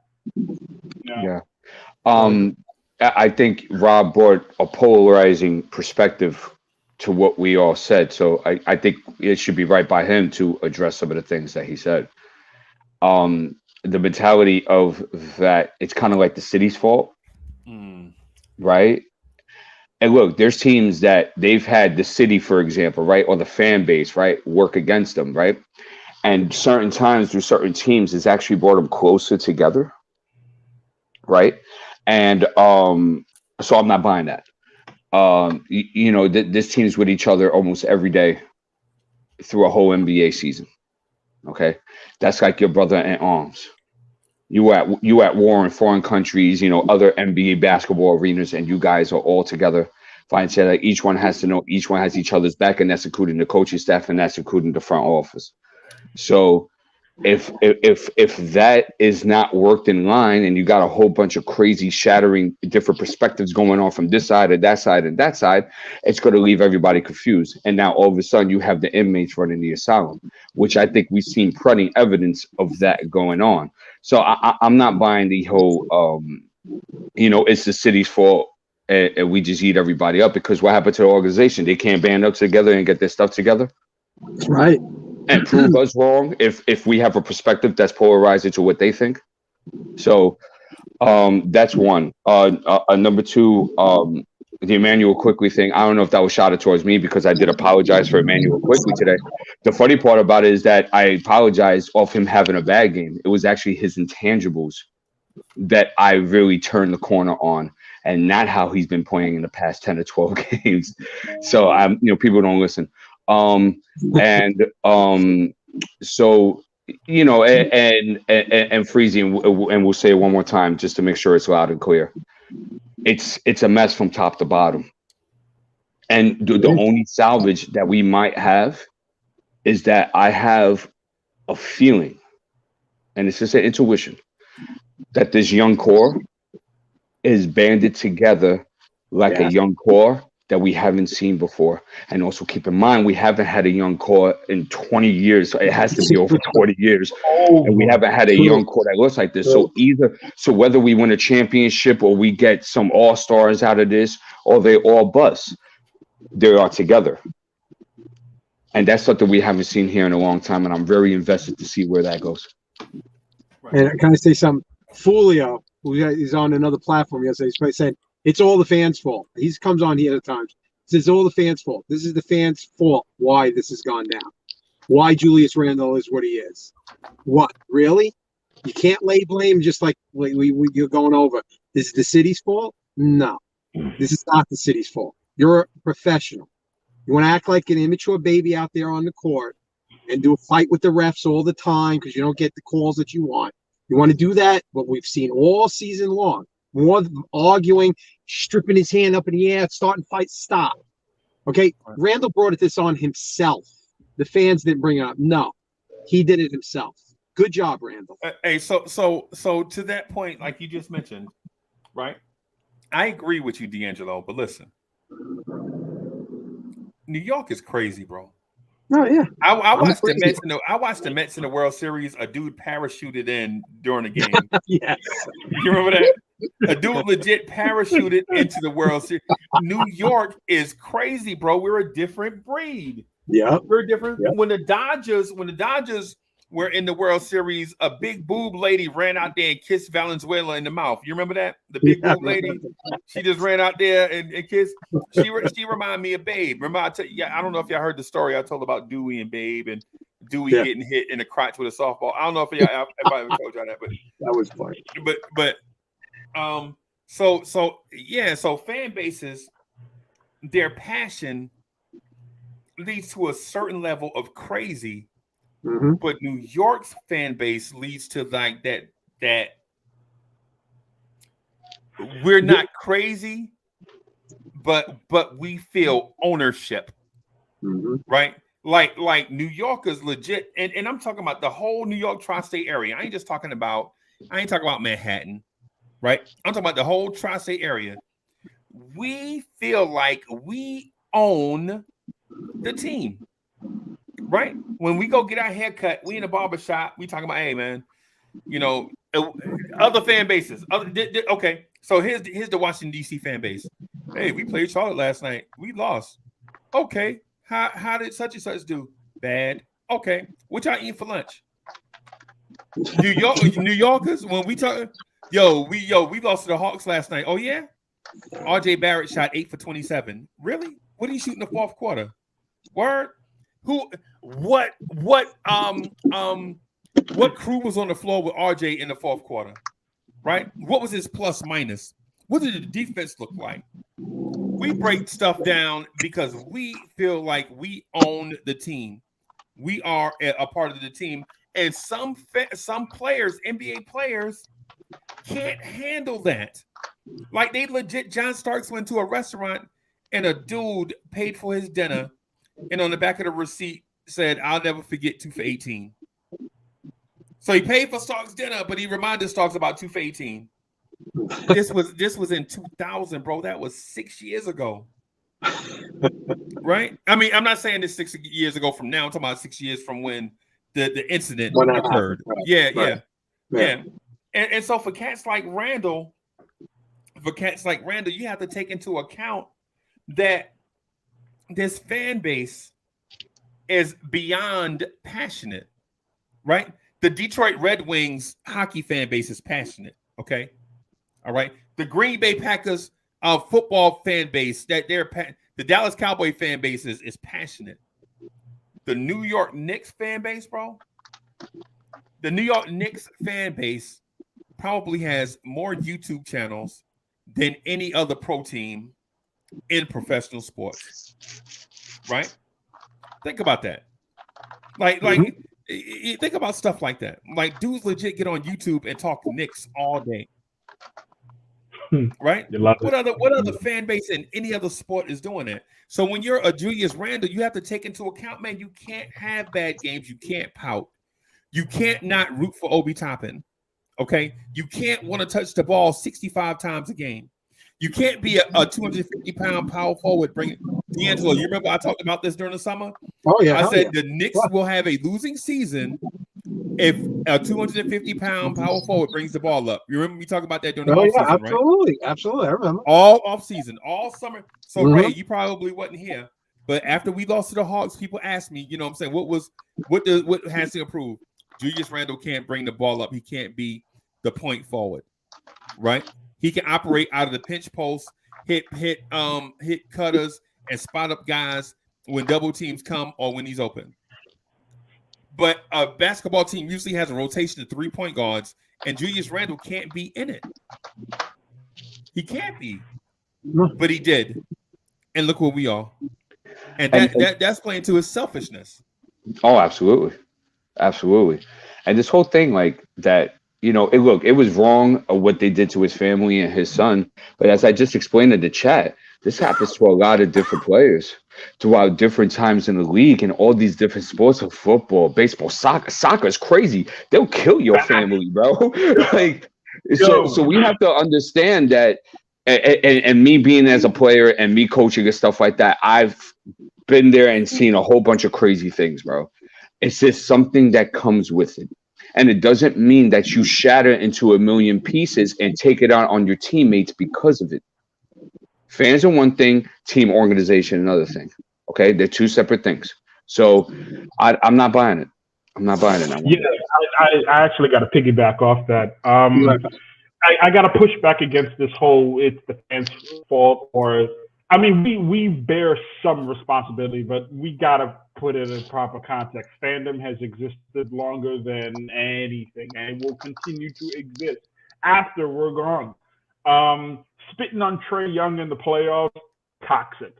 Yeah, absolutely.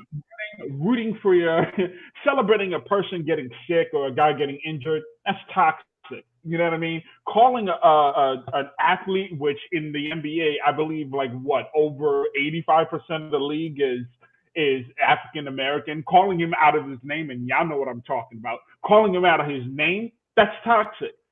But it is a very small portion of the fan base. And here in New York, the culture has always been, when you come play for us, you're going to give 100% every night. And what I feel like with a lot of players who come to New York, it's kind of sort of like submitting your resume for a position you're not qualified for.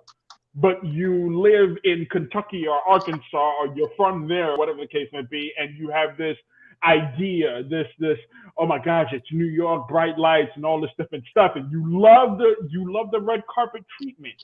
But there is another side to it. And for me personally, as a fan, I feel like that makes us the most and the greatest fan base in all of sports, because it's not just it's not just we're selling you the glitz and glamour of New York. We're telling you, listen, this is who we are. We got blue collar attitudes like the people in Pittsburgh or Midwest and all that, along with all of the glitz and glamour of winning an Oscar and all this. I don't know why I brought up winning an Oscar, but we're gonna give that to you. We're gonna hand that over to you. No one was complaining about fans in 2020, but everyone forgets that in 2019, when Julius Randle was here, he wasn't all that, and we were looking to get rid of him. So where's all this? Oh, it's the fans. I mean, Patrick Ewing went through it, and sure. You could nitpick about different things he did, but what did he always show? Class. We show it to the greatest of our players. That tells me consistency, as far as I'm concerned. That's just how I feel about the fandom. Hold on, bro. Patrick Ewing didn't always show class. Patrick Ewing is he's an all-time great, and we love him. He wasn't always classy, bro. I understand your point. No, he handled it. But you know what he never traded? You know what he never traded for some incidents where it was kind of like, Pat, that's not where we're going to go. He never traded his hustle and his effort, ever. You never sat back and heard broadcasters talk about his effort and his willingness to go all out. That was never a problem. That is a problem. But in 1992, he did. In 1992, while the Dream Team thing was going on, Pat Ewing went to the Knicks and demanded a trade, and they traded him they had the trade already to turn into the league office.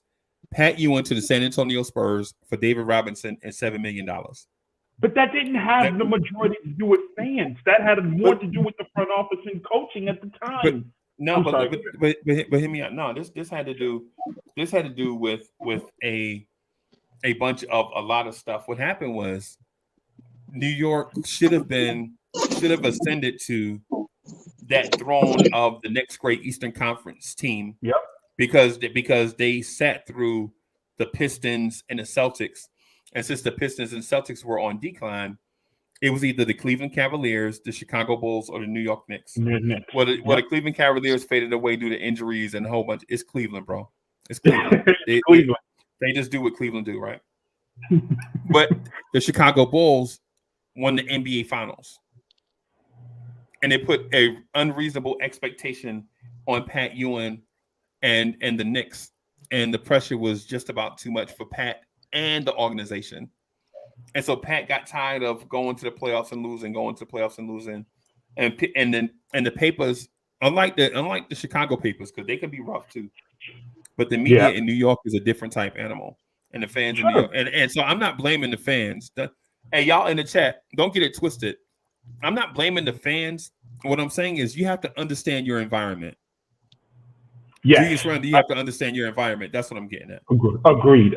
I feel like a lot of players, again, they put in resumes for jobs coming here, or it's like putting a resume in a resume for a job that you're not qualified and you know nothing about, but you got hired, and now you're kind of here like, oh, I don't actually know how to do that, but I put that on the resume. The job looks great, the pay looks great. You know, everybody wants to work for Silicon Valley, Google, and you know, you see it all. But then when you put in, you put in for the job and you get hired, it's kind of like, oh, well, I'm here now, and you actually got to perform. And I feel like Julius Randle didn't get all the terms and conditions, or he didn't understand them, or interpret it his own way. And so now he's lashing out and doing all these different things, and it's like, no, we don't get down like that, B. We don't get down like that. Like, you can't be selective about your effort and hustle. You can't be selective about, you know, your behavior and when you want to talk to the media. Like, if you want to be a leader, you're going to get all of it. Now, we'll give you the crown. Remember that picture he took? I forget the location, but he had the crown and he had the big cape and everything and wearing number 30 and all, you know, all that different stuff. Like, we gave it to him. We're chanting MVP. You can't then complain when you, again, selectively choose when you want to hustle and all this stuff and you're having bad basketball. And by the way, as a fan base, we're okay with bad basketball. We've been through it for years. What we're not okay with is when you pick and choose when you want to go all out and play hard. That's not going to work here. It's not going to work in New York. I don't care what anyone says. That doesn't work here. You could do that in Utah. You could do that in Minnesota. You could do that wherever you want to do that with. I mean, that's my biggest thing with the whole, you know, oh yeah, it's the fans. We deserve some blame. We crowned him for 1 season out of 7. That's the only thing I blame us for collectively as a fan base. We went all out, so thirsty for a superstar, so thirsty for a star that we was willing to give him everything. And all he did was demonstrate it 1 year. That's it. So what does that say to us as a fan base that it only took one time? It says that you gave other guys chances and they did it 0 years. So when Julius Randle did it 1, we jumped out the window. And that's where I hold with no parachute. Right. That's what I'm saying. And I say this, and I say this not in disrespect to what you're saying, but in respect to the conversation. Yeah. You have to remember the Derek Williams years. Oh, God. And the Quincy Ace years. Gandalf is here. Right. And when we chanted, and when Henry Ellison scored 10 points in the game and got fouled in a blowout loss, we down by 20. He went to the free throw line, and the Garden chanted MVP for Henry Ellison in a 20-point blowout where he had just scored 10 points and was on a 10-day contract. King Henry. Yes, I remember watching Knicks fan TV when they called him King Henry. King Henry, That's crazy. Right? And so you have to pardon. So Randle not only did it one year, he was 20-10 his first year, right? Because after Fizdale got fired, he got smoking hot in Mike Miller's offense, right? Yeah. And what happened? His field goal percentage skyrocketed. Now, it wasn't all that impressive, but it was terrible up until that point. Mike Miller gets the job, and he runs horns every time down. Julius Randle and Mitchell Robinson eat off that, right? They eat off that, right? We led the NBA in points in the paint, right? So there was a silver lining to that bad season going in, and then in comes Tibbs, and Tibbs and Randle make the MVP. I mean, not MVP. I'm sorry. Make the All-Star game. Dude win Coach of the Year. You make the playoffs. All these things, and fans jump out. Don't even let the window up. They jump through a plate glass window with no parachute. Because before that, we saw Quincy AC and Noah Vonleh, Enos Kanter. You know what I'm saying? So I don't blame the fans for that. What I will blame fans for, though, is this. This is where I blame fans. I think we yearn for something attainable, but want it too quickly, right? And I'll speak to, and I have 2 points about that. Sure. For one, the star that you desperately yearn for, you can draft him and develop him over the course of time, right? He don't have to be John Morant. He don't have to be a star day one, right? Two, that championship that you crave. Listen, if the Knicks go to the NBA Finals, I'm buying every tattoo shop in the New York metropolitan area, because I can guarantee you two things. If the Knicks win a championship, 90% of the people in the New York tri-state area are going to get Knicks tattoos, right? I'm just jiving. I'm just jiving or whatever, right? With that, right? The other thing is the celebration. The celebration for the Knicks winning the championship is going to be epic. Right? So what I'm saying is you can build towards a championship. Don't skip steps. Don't fast forward. Draft your kids. Pick the right kids and develop them, right? Sign the right free agents, right? And just move down the road incrementally. That's where I fought Knicks fans. I think Knicks fans, we get one season from Randle and think we add Evan Fournier. We got a shot to playing in the Eastern Conference Finals. And don't let them sign Kemba. Don't let them sign Kemba Walker too. Oh boy. But we might make the finals. Goodness. We've been patient way too. It's been a long time. We've been very patient. I hate that word patient.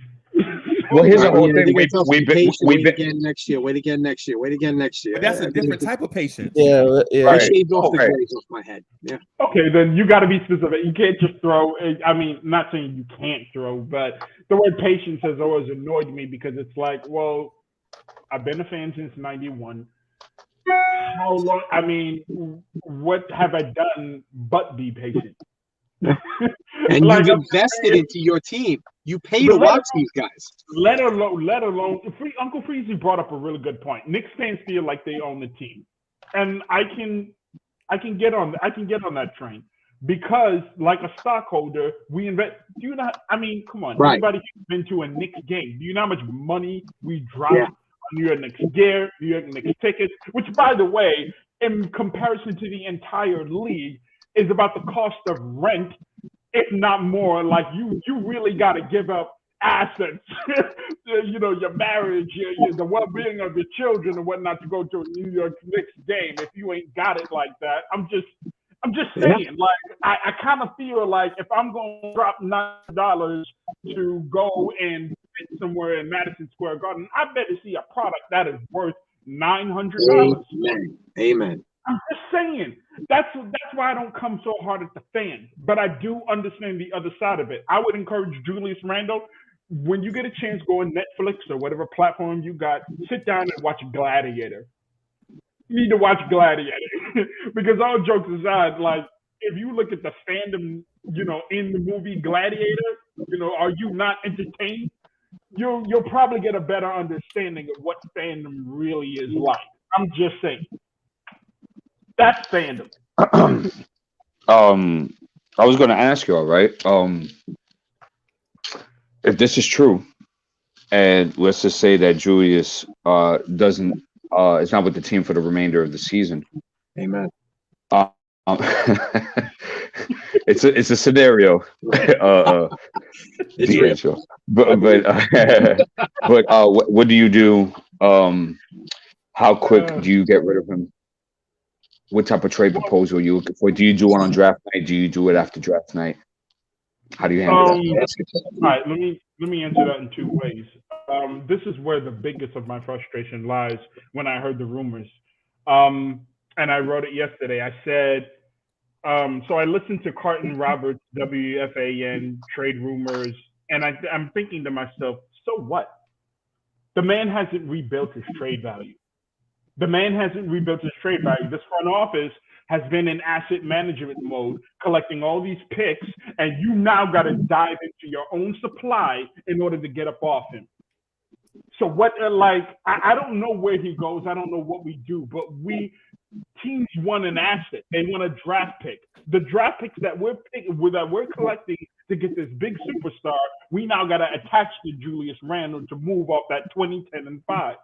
And I'm starting there because in response to your question, I just don't know where you trade him or how you trade him or whatnot. But every team that is looking at our situation with this quote unquote James Harden type holdout, and he doesn't really have James Harden value, I'm stuck because it's like, well, you got to attach some things to him to get off him. So that kind of defeats what we've been trying to do in the collective.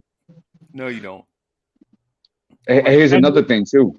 If you don't know which way you want to, because I have some proposals, but if you don't know which way to go with it, my question to you then would be, since you kind of be like in the fork of the road, my question to you is, how high is it on your priority list? Is it the first thing? Is it the second thing? Is it the third thing? Right. It is probably the first thing, for the cohesiveness of the locker room, for the chemistry. I need my locker room. We've already gotten a bad rap as in front of this organization and all this stuff. The last thing that I need is that there is chaos in the locker room. Why does the locker room matter when the season's over? Once the season is over and exit interviews are over, you don't know who's going to be in the locker room. What I would suggest is this, just to throw this out, just to add some seasoning to the conversation. Mm-hmm. What I would suggest is keep an eye on teams in the playoffs that fall short because they're one or two players away, right? Agreed. That's what I would do. Look at the teams that are competing right now, right? That go up against the big boys and lose because they're one or two pieces away. Like they legit have their star, right, and have good support pieces. Maybe their star is somewhere between 25 and 30, and all they need is a guy at this position to come in and do what Randle does naturally. Not the heavy lifting part. Not the heavy lifting, but the rebounding, getting on the glass. Tertiary playmaker. Because in the grand scheme of the dude is a good passer, right? I'm not saying he's great now. I'm not saying he's LeBron. But what I'm saying is he's about a third of what LeBron is as a passer, maybe a quarter, right? But that's better than probably 80% of the power forwards in the NBA right now, right? So just look for teams. Look for a team like Look for a team that doesn't have a power forward, like the Clippers, who may fall short, right? And have bad contracts on, they have bad contracts on their books right now. Look for them to trade away maybe a young player or two, right? And a bad contract in exchange for Randle. Now, will it be the most attractive thing you've ever seen? No. But it doesn't solve your problem. Does it get rid of your headache? And do you get young play? Do you get a BJ Boston and a Terrence Mann and a bad contract in return for Julius Randle? Yeah. Do you get a first round pick way down the road? Yeah. So what? So what? You only get one first round pick for Randle. So what? But you get a BJ Boston, a Terrence Mann, and a terrible contract that'll come off the books next season. Yeah. Because this team is not going to sign a premier free agent this offseason anyway. You have to be realistic. Yeah, I think I just read in the chat someone by the name of Sherwin M. Freezy. Oh no. I don't know the history, but I saw something here that says the level of stupidity on this panel is hard to listen to. Julius Randle is still a top 5 power forward in the NBA. And listen, I don't want to come back with the name calling and whatnot. Freezy, I got something for you. Okay, but the reality is how are you a top 5 power forward in the NBA and you still got to attach an asset to get off of? And I'm going to answer that question. Okay. I'll answer it because it's the first year of his 4-year contract. Right. That's why. Because somebody will be doing us the favor and taking the load of that contract. That's why. Right, and just real quick, I'm not jumping in and say anything. I'm just letting y'all know I can rock for like 10 more minutes, but after that, I gotta go. Right. Okay. Look, go ahead, Ray. No. Everyone keeps focusing on the 2010 and 5 as if locker room chemistry doesn't matter. That's a bigger deal than what you do and put up stats. Ask Boogie Cousins how that worked out for him. When you are a headache, your stock plummets. When it's one thing if you play bad basketball, if you are low efficient or you have turnover problems, those things can be fixed. A bad attitude, bad behavior, mental breakdowns, that can't be fixed. And oncoming locker rooms who are, let's say we trade him to the Utah Jazz. If I'm in the Utah Jazz locker room, I have no idea what I'm getting. I'm sitting here like, yo, you bringing in this guy? That's why it's like when people say, no one is saying he doesn't have statistical value. He does. Averaging 20, 10, and 5 is pretty damn hard. However, his silly antics completely negate all of that. It doesn't matter if he averaged 30, 20, and 10. If you Kareem Abdul-Jabbar, if you have a bad attitude and I have no idea how to trust you, if you're up and down and you're like a volatile stock, I can't trust you. I don't know what I'm getting. I don't know what I'm coaching. I don't know what I'm bringing in. I just don't know. And that's far more worrisome and detrimental to any organization than, he just gets 20, 10, and 5.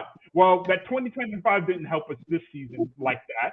And on top of that, we're dealing with all this nonsense. Like we're literally talking about the rumors that surround him.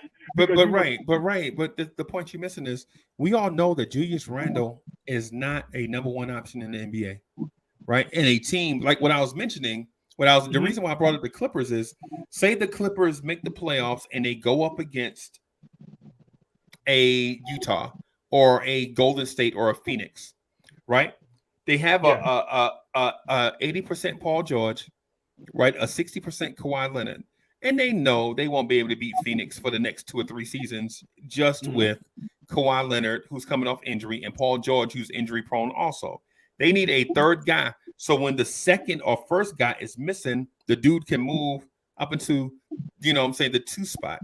Or if both those guys get hurt, Julius Randle can be your number 1 guy in a limited time frame. Like for 3 or 4 games, he can be the number 1 guy until Paul George comes back. Right? He can do that. But when you ask him to be the number 1 guy of the most troubled franchise in the NBA, he can't do that. So in my opinion, it's all about perspective. Like the say for instance, a bad team for Randle to go to is the Dallas Mavericks, right? Because they have a ball dominant point guard, right? And then they have a ball dominant point guard, and they have a point guard that likes to come off the thing and shoot. Randle gonna be in the quarter.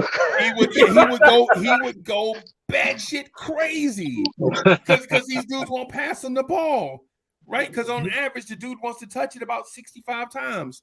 But if you have a Luka, a Dinwiddie, and a what's the other guy? The Brunson. And Brunson. Mm-hmm. And then Tim Hardaway Jr. wants to shoot too. Yeah, but wait, hold on, time out. Wait. I wanted to say something to what you said. I want you to think of this in a bigger perspective, right? Yeah. This is how hard it's going to be for us to do it. Not only the fact that the stock plummet, like you mentioned, not only the fact that he's also in the first year of his 4-year contract. You also, and not only what Freezy just said, he's not your number one option either. And 20 mil is not bad, by the way. 23 is not bad to move. But here's the problem. You have to get rid of him because if all this is true, what do you think the New York fans are going to do to this man every single time he touches the basketball at home? Right. They are going to boo the living hell out of him. Yeah. It's going to be a spectacle. And even Dolan's got to be like, hey, y'all. We need to do this now because we can't have this festering and all of a sudden something crazy out of control happens. We got to contain the situation and do this right now, which is why I do think that if it is true, they do sit him for the rest of the season and they try to package him as quickly as possible because this is going to turn real bad if it continues. But if it's double-sided because if you sit him for the rest of if I'm the Los Angeles Clippers, okay, and I know that I am one player away, that means I got culture, and I'm just missing the one piece of talent that you need to add to this puzzle for us to win. I'm scared out of my mind to bring in a Julius Randle because that one piece can collapse the entire thing. So I understand what Uncle Freezy is saying. Oh, you got to send them to a team that's like 1 or 2 pieces away. But those playoff teams right now, they have culture. They have a culture that is established. And with Randle, who has demonstrated nothing close to the mentality of culture and understanding it and all this different stuff and the silly antics, I am putting a major pause on bringing him in, not just for the contract, but for everything else. Go ahead. I hear you, but and definitely got to think of 2 sides of the war room, right? But let me ask you something. In hustling, ain't there always a sucker that's going to fall for your hustle? Right.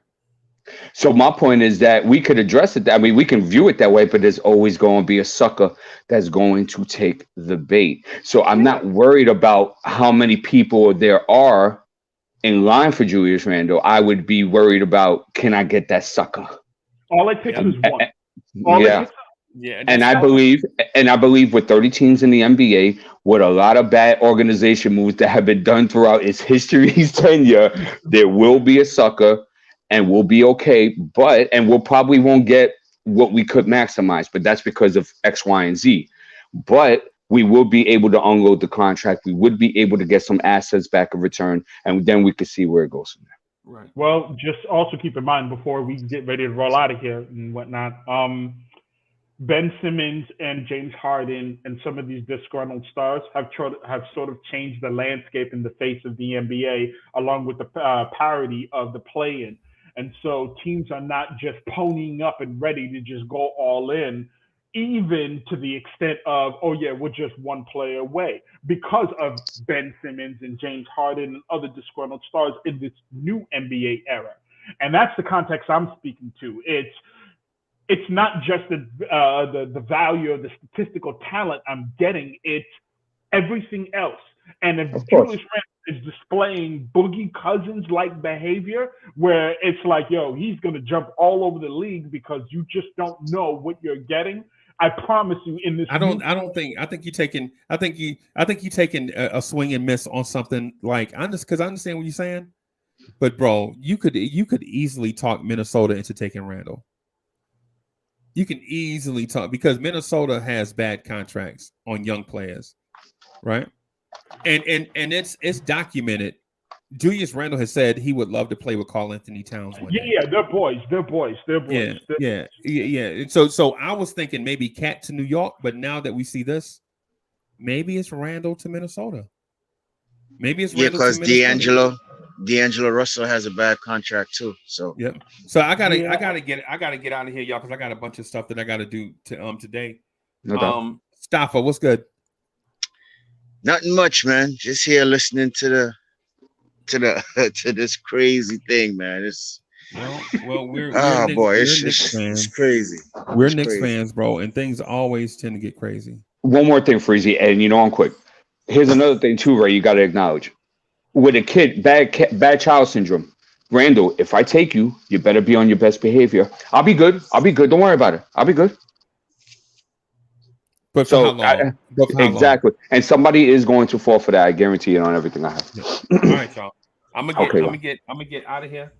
What's today? Today is Wednesday. Jeez, we ain't got. Okay. Hey, y'all. Thank you to everybody that came through. Vibes and stuff live in the mornings, 8 a.m. to 9-ish. KMD every day. I had to do yesterday I was wiped out, bro. So you need your rest, bro. You need your rest. I know. I was falling asleep during vibes and stuff. But shit. But thank you everybody, and we'll see y'all in the morning. Peace. Okay, yeah, peace.